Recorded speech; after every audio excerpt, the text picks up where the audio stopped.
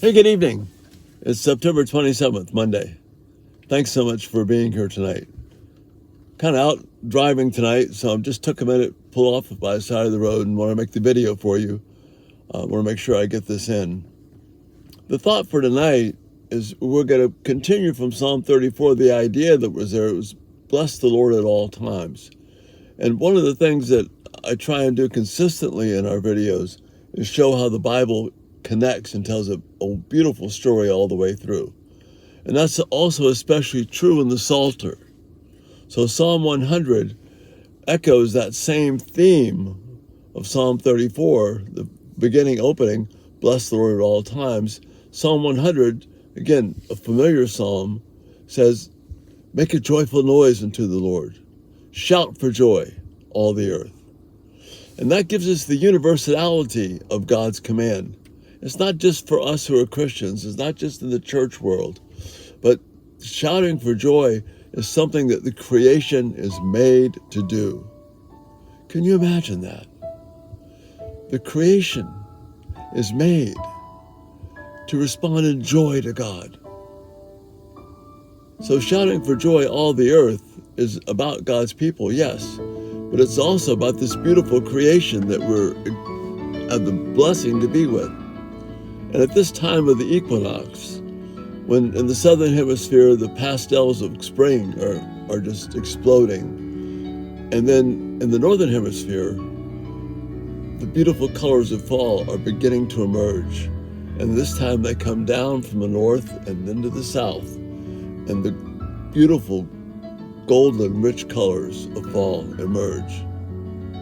And trust me, this is the Lord causing the earth to shout for joy to his name. None of this stuff is just random. It all has a particular purpose in God's planning. And you know what it tells us? It tells us that the love of God endures for all generations. And that's how Psalm 100 ends. God is faithful to all the generations of his people. As we live on this planet, as we interact with the beauty that we see every day, and particularly in this time of the equinox, it's a reminder to us that the creation is shouting for joy at the beautiful, beautiful salvation of God.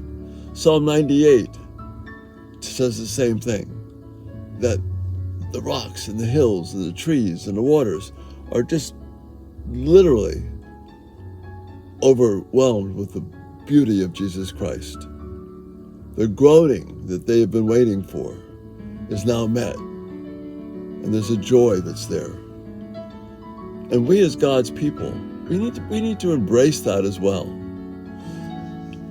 As we looked at Psalm 34, you know I'm not talking about ignoring the hurt and the hard part of life. But Paul reminds us in Corinthians that joy and sorrow go together. Sorrowful, but yet always rejoicing. And so there's this sense of joy that we can have even in the hard times. Psalm 34 reminds us of that. But Psalm 100 is this call to shout for joy, because the faithful love of God endures for all generations. What a blessing that is. What a hope that is. So let's connect these things together. Let's be people who are people of joy, who know what it means to trust God in all the things that we do in this life. Because we do have reason for joy. The creation is shouting for joy. May we join it in the right sense and know the peace that God has for us. I pray that you'll be able to participate in that this night and rest in the beauty of God. So thank you for being here tonight. And again, if you haven't subscribed, turn on post notifications. The videos will come to you automatically. Thank you for your support and care. Check us out at everydaytalk247.com. And again, shout for joy this night, because it's a good thing to do. And Lord willing, we'll see you in the morning. Have a great night. Bye-bye.